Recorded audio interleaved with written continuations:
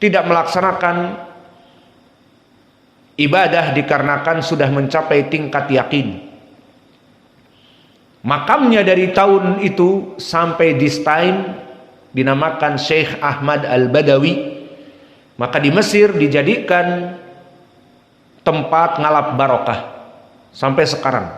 Maka haul kematiannya diikuti oleh banyak orang untuk ngalap barokah, meminta doa-doa dari berbagai negeri datang ke Mesir. Karena usianya sudah dari 700-an kuburan itu. Maka dia hidup di zaman muridnya Imam Al-Hafidh Ibnu Hajar, Imam As-Sakhawi, penulis kitab syarah dari Alfiyah Ibnu Malik yang dinamakan dengan Fathul Mughith, syarah dari Alfiyah Ilmil Hadis dari Al-Iraqi. Maka Imam As-Sakhawi muridnya Imam Ibnu Hajar ini mengatakan bahwa aku melihat dan aku mengetahui bagaimana Ahmad Al-Badawi, dia seorang sufi yang tidak melaksanakan sholat lagi, dan dia karena itu juga jadi agak sedikit gila, karena orang-orang sufi dengan kata mereka, dengan cintanya dia kepada Allah, maka dia mendapatkan kecintaan yang penuh kenikmatan. Dia tidak peduli dengan jasadnya dan tidak peduli apa yang dia bilang. Maka para wali-waliullah majdub, orang-orang gila itu, dia mensibukkan dirinya, ditampakkan kepada manusia dia berjalan, berbicara sendiri, senyum-senyum, tapi dia melaksanakan kecintaan kepada Allah. Dia telah menemukan ruhnya dengan Allah, tapi jasadnya dilihat oleh manusia bagaikan orang gila. Maka kenyataannya sekarang orang-orang gila yang antum lihat, terutama dari para habaib yang sudah tua dan demikian, maka mereka tidak menganggapnya orang-orang yang sudah pikun ataupun tua ini seseorang yang miskin, tetapi bagi mereka, mereka adalah waliu jadzab, karena kecintaan kepada Allah tidak mempedulikan lagi raga dan jiwanya. Tidak mandi, tidak sholat, terserah, pokoknya dia di alam lain, ruhnya apa? Bersama Allah. Lihat sampai seperti itu syubhat. Dan itu keadaan Ahmad Al-Badawi. Maka dikatakan oleh Imam As-Sakhawi, Ahmad Al-Badawi la yu'raf lahu ilm wala al-akhlaq ay husnul khuluq. Ahmad Al-Badawi tidak diketahui dia alim seperti di zamannya Imam Ibnu Taimiyah, Ibnul Qayyim, Ibnu Hajar, As-Sakhawi sendiri. Bukan dari ahlul ilm, wala ahlul akhlak, dan tidak mempunyai akhlak yang mulia. Illa arafnahu, kecuali kami mengetahuinya, kata Sakhawi, di hari Jumat yadkhul ilal masjid fabala fi taifatil masjid wa yakhruj summa la yusallil jum'ah. Jadi masuk hari Jumat ke masjid, kencing di pojok masjid, habis gitu cuek saja keluar dan tidak sholat Jumat. Coba sekarang apa seperti itu? Muslim berkeyakinan tidak sholat Jumat dan kencing di WC, tidak, kencing di masjid, dilihat oleh orang semua. Dan disebutkan juga oleh para ulama yang lain bahwa dia itu jika di jalanan anak-anak itu membawa batu-batu kecil menyambitinya, karena orang gila. Nah, itu keadaannya si Ahmad Al-Badawi. Kemudian sekarang meninggal dari tahun 700-an atau 800-an meninggal, dan kuburnya ditinggikan. Sampai sekarang mereka merintih-rintih, para ibu-ibu kebanyakan, Syekh Ahmad Al-Badawi, Syekh Ahmad Al-Badawi dan sebagainya, meminta doa-doa dan sebagainya. Maka inilah kenyataan yang ada, bahwa mereka orang-orang muslim sekarang menjadikan kuburan bukan para nabi tetapi para al-auliya katanya, atau para habaib, keturunan nabi katanya. Maka dijadikan kuburannya sebagai masjid peribadatan. Iya dan billah. Maka ini keadaan Nabi kita dulu melaknat kelompok kufar Yahud dan Nasara.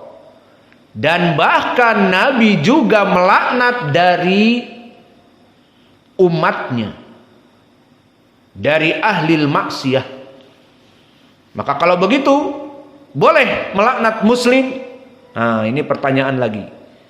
Boleh secara umum dari ahlil maksiyah. Idan alladzi qad jara fi lisanihi bil la'nah la tasub wala tal'an mufradan.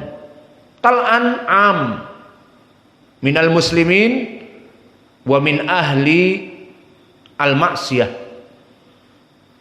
Maka yang ingin melaknat dan terbiasa lidahnya untuk melaknat, Allah yal'anak, khalas, badil.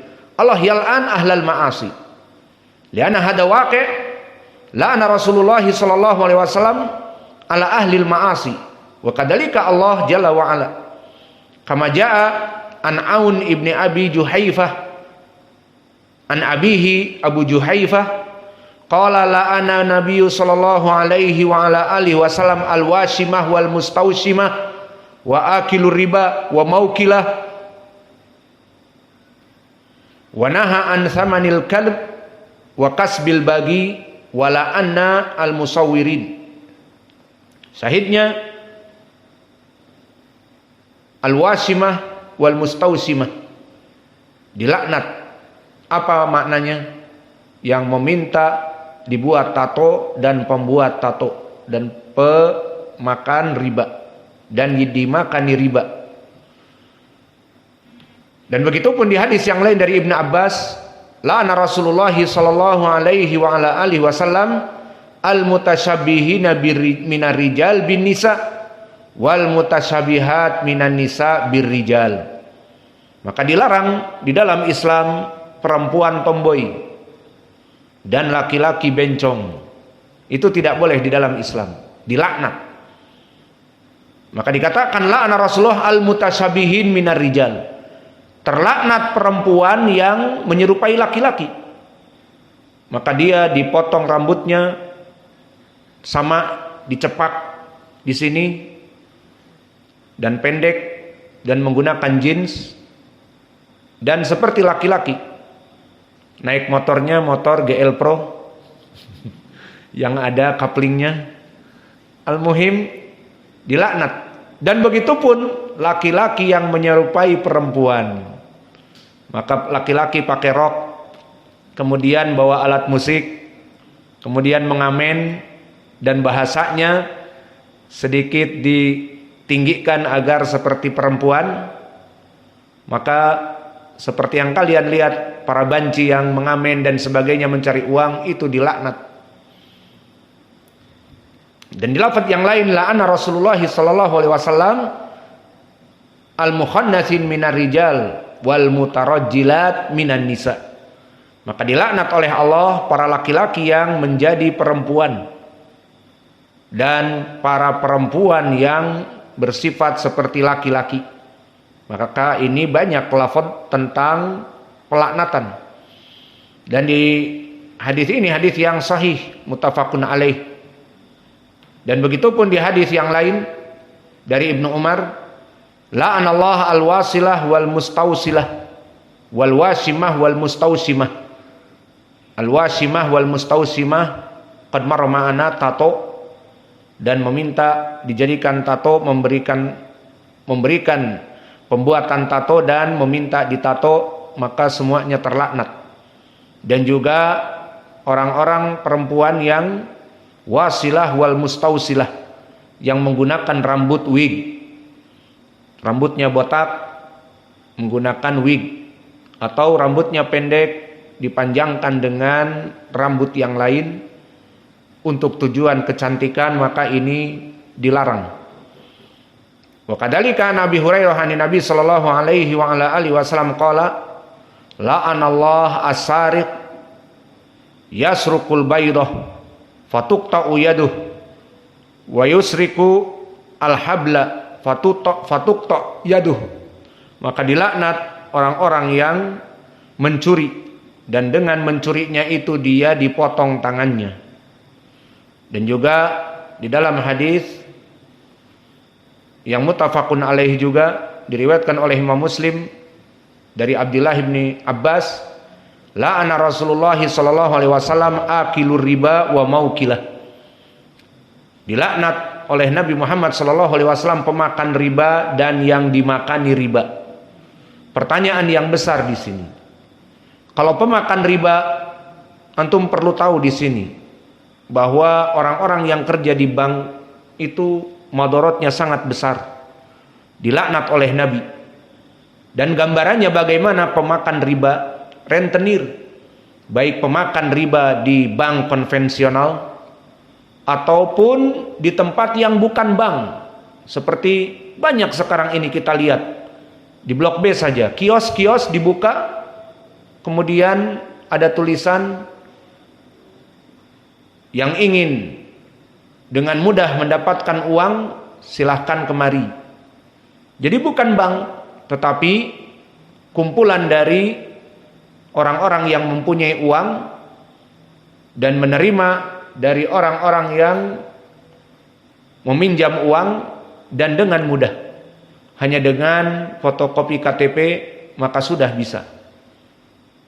Maka yang kami tahu, pinjam 1 juta dalam waktu 1 bulan hanya dibayar 1.200.000, itu kata mereka, hanya 1.200.000. Intinya bahwa mereka melaksanakan riba baik di bank ataupun di kios-kios yang ada, itu haram sesuai dengan hadis ini. La'ana Rasulullah sallallahu alaihi wasallam akilur riba. Dan apa hakikat dari riba? Agar tahu bahwa mereka itu kan pahlawan. Ya enggak? Kayaknya Ana mau nikah nih, udah nunggu dan mengumpulkan uang gak terkumpul-kumpul, dan sudah terkadung itu calonnya nelpon terus, dan ibunya nanyain terus, gimana? Ya kurang apa sih? Ya kurang untuk mahar 5 juta, beli emas, terus apa lagi? Ya mungkin sewa rumah 500.000 per bulan dan sebagainya. Ya sudah, gampang, pinjam saja ke kios itu tuh 20 juta, nanti dibayar 3 bulan 22 juta. Kan murah. Misalnya seperti itu. Maka bukankah di sini dia jadi pahlawan? Kenapa harus dimusuhi dan dilaknat? Inilah yang jadi permasalahan. Yang jadi permasalahan di sini adalah jika dibiarkan perkara ini akan bertambah menjadi besar, dan para penanam modal akan menjadikan untuk bisnis usaha, dan itulah yang ada. Maka bank-bank konvensional yang besar mereka punya modal triliunan.